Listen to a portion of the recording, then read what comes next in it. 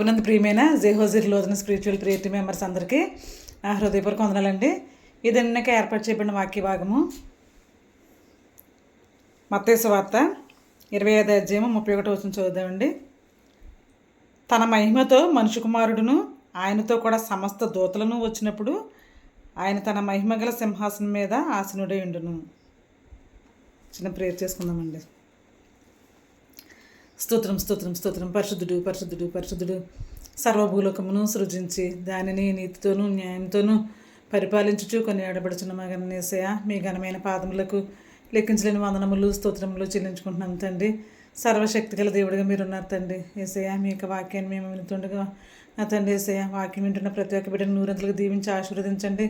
నా తండ్రి వాక్యానుసారమైన జీవితాన్ని మేము జీవించే భాగ్యాన్ని మాకు అనుగ్రహించి మీరే మేము పొందుకుంటారని మా కొరకు సిలువలో ప్రాణం పెట్టి తిరిగి లేచిన యేసయ్య పరిశుద్ధనామమున మిక్కిలి వినయంతో బ్రతిమలాడి వేడుకుంటున్న మా పరమ తండ్రి, ఆమేన్. ప్రభునందు ప్రియమైన సహోదరి సహోదరులారా, మరొకసారి మీ అందరికీ నా హృదయపూర్వక వందనాలు తెలియజేస్తున్నానండి. ఇక్కడ యేసుక్రీస్తు ప్రభువారండి మత్తయి సువార్త 25వ అధ్యాయం 31వ వచనంలో చెప్తున్నారు ఏంటంటే, ఆయన సమస్త దూతలతో మహిమతో తన మహిమతో వచ్చినప్పుడు ఆయన ప్రతి ఒక్కరిని కూడా ఆయన సింహాసనం మీద కూర్చుంటారండి. కూర్చున్నప్పుడు ప్రతి ఒక్కరిని కూడా గ్యాదర్ చేస్తారంట. ఇంకా తర్వాత 32వ వచనంలో ఉందన్నమాట. అందరినీ కూడా ఆయన భూలోకంలో ఉన్న ప్రతి ప్రజల్ని ఆయన పోగు చేస్తారంటండి. ఆయన దూతలు మహిమతో వస్తారంట. ఆయన దూతలు అందరితో పాటు ఆయన వస్తారు. వచ్చినప్పుడు ఆయన సింహాసనం మీద ఆసీనుడై ఉంటారండి. ఉండి అప్పుడు ఏం చేస్తారంటే భూమి మీద ఉన్న సమస్త జనాలని కూడా ఆయన ఒక చోటకు చేరుస్తారనమాట. చేర్చినప్పుడు తర్వాత ఏం చేస్తారంటే వాని క్రియలను బట్టి మేకలుగాను ఎడం వైపున ఉన్న వారిని మేకలుగా, ఆయనకు అవిధేయులుగా ఉన్న వారి అందరినీ కూడా మేకలుగా ఒక పక్కకి చేరుస్తారండి. ఏమండి, విధేయతతో జీవించిన వారందరినీ గొర్రెలుగా ఒక పక్కకి చేరుస్తారు. చేర్చినప్పుడు గొర్రెల కొరకు ఏం చెప్తారంటే ఆయన, మీరు నా తండ్రి భూమి పుట్టిన దగ్గర నుంచి నా తండ్రి చేత ఆశీర్వదింపబడిన వాళ్ళరా వచ్చి ఈ యొక్క పరలోక రాజ్యాన్ని స్వతంత్రించుకోండి అని చెప్తారండి. నా ప్రియమైన సోదరులారా, చూడండి, ఈ మాట చదివినప్పుడు నాకు చాలా భయం వేసిందండి. నా ప్రియమైన సోదరులారా, దేవుడు తన యొక్క రక్షణ కార్యాన్ని పూర్తిగా కంప్లీట్గా ఆయన ఫుల్ఫిల్ చేశారండి.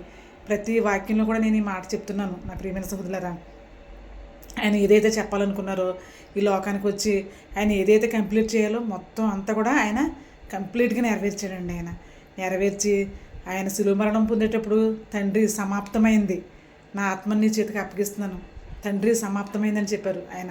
నా ప్రియమైన సోదరులారా, అయితే మనం మాత్రం దేవుడిచ్చిన 10 ఆజ్ఞలు మనం ఎలాగో పాటించలేదండి. 10 ఆజ్ఞలు పాటించలేదని తండ్రి తన కుమారుని ద్వారా ఈ లోకానికి వచ్చి కుమారుని ఈ లోకానికి పంపించి ఆ 10 ఆజ్ఞలు కూడా యేసుక్రీస్తు ప్రభువారు నెరవేర్చారు. తర్వాత మనందరం దారి తప్పి ఆజ్ఞాతిక్రమంగా పాపంగా ఎప్పుడైతే చేసామో, ఎప్పుడైతే పాపంలో పడ్డామో అప్పుడు తన కుమారుని లోకానికి పంపించి మన కొరకు ఆయన బలి పశువునిగా చేసి ఏమండి శిలువ మరణాన్ని పొందారండి. ఆయన తిరిగి లేచారు. నా ప్రియమైన సహోదరులారా, తర్వాత తిరిగి లేచిన తర్వాత ఆయన ఆరోహణం అవుతున్నప్పుడు నేను ఏ సంగతులు అయితే మీకు ఆజ్ఞాపించానో అవన్నీ చేయండి అని చెప్పారు ఆయన. నా ప్రియమైన సహోదరులారా, ఇది అంత కష్టమైనది ఏం కాదండి. మనం ప్రతి ఆదివారం ప్రార్థనకి వెళ్ళటం, మధ్య రోజుల్లో మిడ్ వీక్స్ అప్పుడు ప్రేయర్ పెట్టినప్పుడు ప్రేయర్కి వెళ్ళటం, ఇది పెద్ద కష్టమైన పని కాదండి. ప్రతిరోజు ప్రార్థన చేసుకోవడం కష్టమైన పని కాదు. ప్రతిరోజు వాక్యం చదువుకోవడం కష్టమైన పని కాదు. కానీ దేవుడు చెప్తున్నాడు, ఆయన తన మహిమతో వచ్చినప్పుడు ఏమండి తన మహిమతో తన దూతలతో వస్తాడండి. ఆయన వచ్చినప్పుడు అందరినీ కూడా ఒక చోటకి గ్యాదర్ చేస్తారండి. చేసినప్పుడు ఆయన అంటారనమాట, నా తండ్రి చేత ఆశీర్వదింపబడిన వారులారా, భూమి పుట్టినది మొదలుకొని మీ కొరకు సిద్ధపాటు చేసిన ఈ యొక్క పరలోక రాజ్యంలో పాలు పందులు పంచుకోండి అని ఆయన చెప్తారండి. చెప్పినప్పుడు మనం మేకల గుంపులో ఉండి మనం ఒక పక్కకి వెళ్ళిపోయి బహిష్కరించబడిన వారిలాగా వెలివేసిన వారిలాగా పొండంటే మనం ఎంత బాధపడతామో ఒకసారి మనం ఇమాజిన్ చేసుకోండి. ఇప్పుడే మీరు అనుకోండి, బాబు ఇలాంటి పరిస్థితి అయితే నాకు ఎలాగా, మనం లోపలికి వచ్చినప్పుడు వద్దు బయటకు పో అనేసి అంటే మన పరిస్థితి ఎలా ఉంటుంది, మన ముఖ కవళికలు ఎలా ఉంటాయి ఒకసారి మనం గుర్తు చేసుకోవాలండి. ఇక్కడ చెప్తున్నాడు ప్రసంగి 1వ అధ్యాయంలో, ఏమండి దావీదు మహారాజు గారి యొక్క కుమారుడు సొలొమోను రాజు, ఆయన ఇశ్రాయేల్ దేశానికి రాజే ఉన్నాడండి. ఆయన చెప్తున్నాడు, ఆయన భూమి మీద జరుగుతున్న ప్రతిదీ కూడా వ్యర్థము వ్యర్థము వ్యర్థం అని చెప్తున్నాడు. ఏమండి, సూర్యుడు సూర్యుడు ఉదయిస్తున్నాడండి, సూర్యుడు అస్తమించడం కొరకు వేగిరి పడుతున్నాడంట. నా ప్రియమైన సోదరులారా, సూర్యుడు ఉదయించమని దేవుడే చెప్పాడు, ఉదయించిన తర్వాత మళ్ళీ అస్తమించమని దేవుడే చెప్పాడు. అంటే దేవుడు చెప్పిన కార్యాన్ని సూర్యుడు చేయడానికి ఎంతగానో ఆతృత పడిపోతున్నాడండి. చంద్రుడు కూడా అదేవిధంగా ఆతృత పడుతున్నాడు. సృష్టి యావత్తు కూడా అదేవిధంగా ఆతృత పడుతుందండి. దేవుడు ఏదైతే చెప్పాడో అదంతా చేయడానికి ఆతృత పడుతుంది. ఈరోజు పాస్టర్ గారు, శామ్యూల్ జాన్ పాస్టర్ గారు ఏం చెప్పారంటే, శీతాకాలంలో సీతాఫలాలు పోస్తున్నాయండి. ఏమండి, ఎండాకాలంలో మామిడి పళ్ళు పోస్తున్నాయంట. నా ప్రియమైన సోదరులారా, మామిడి పళ్ళు పోస్తున్నాయి. ఏమండి, మామిడి పళ్ళు వస్తున్నాయి. తర్వాత కాలానుసారంగా తన సృష్టిలో ఉన్న ప్రతి మొక్క కావచ్చు, ప్రతిదీ కూడా ఎంతో క్రమానుసారంగా చేస్తున్నాయండి. కానీ ఒక్క మనిషి మాత్రమే, మనిషిని దేవుడు ఎంతో చక్కగా తన పోలికతో చేసుకున్నాడండి. అయినప్పటికీ మనం ఏది చేయాలో చేయలేకపోతున్నామండి, ఏది చేయకూడదో చేస్తున్నాం. అంత భయంకరమైన పరిస్థితి అండి. టోటల్ డిఫరెంట్గా మనం చేస్తున్నామండి. అయితే ఏమండి, మనం ఏం చేయాలో మర్చిపోతున్నాం, దేవుని స్తుతించడం మానేస్తున్నామండి. ఆయన భూమి ఆకాశాన్ని సృజించిన దేవుడు అండి. ఆయన సమస్తమును ఎంతో చక్కగా క్రమానుసారంగా చేశాడండి. సృష్టి ఎంతో క్రమానుసారంగా అది రొటేట్ అవుతుందండి. కానీ మనం మాత్రం, దేవుడు మనల్ని పంపించాడు, తన పోలికతో చేసుకున్నాడు. తిరిగి మనం ఆయన పోలికను సంతరించుకుని మనం పరలోక రాజ్యానికి వెళ్ళాలన్న జ్ఞానాన్ని మనం కోల్పోతున్నామండి. నా ప్రియమైన సోదరులారా, మన ఇష్టానుసారమైన జీవితాన్ని మనం జీవిస్తున్నాం. ఏమంటే, ప్రతి ఒక్కరి మాటలతో, చేతలతో, క్రియలతో అస్తమానం అందరినీ కూడా మనం దూషిస్తున్నామండి, ద్వేషిస్తున్నాం. నా ప్రియమైన సోదరులారా, ప్రేమ లేని వారికి జీవిస్తున్నామండి. నా ప్రియమైన సోదరులారా, యేసుక్రీస్తు ప్రభువు వారు అంటున్నారు, ప్రేమ లేనివాడు నావాడు కదని చెప్తున్నాడండి. నా ప్రియమైన సోదరులారా, అందుకే నేను ఏ సంగతులు మీకు ఆజ్ఞాపించానో ఆ ఆజ్ఞలన్నీ కూడా మీరు పాటించండి అని చెప్తున్నాడు. ఏ సంగతులు ఆజ్ఞాపించారండి ఆయన? వాక్యం వినండి, విన్న తర్వాత అనేక మందికి చాటి చెప్పండి అని చెప్పారండి ఆయన. నా ప్రియమైన సోదరులారా, కానీ ఆ ఒక్క విషయాన్ని మనం చెప్పలేకపోతున్నాం, చేయలేకపోతున్నామండి. నా ప్రియమైన సోదరులారా, అందుకే మనం ఇప్పుడు కూడా ఎదుటివారి పట్ల ప్రేమను, గౌరవాన్ని, మర్యాదను కలిగి ఉండాలండి. ఆ విధంగా ఉన్నప్పుడు ఎదుటివారు నశించుకోవడం మనకు ఇష్టం లేదు కనుక వాళ్ళకి మంచి మాట అనేది మనం చెప్తామండి.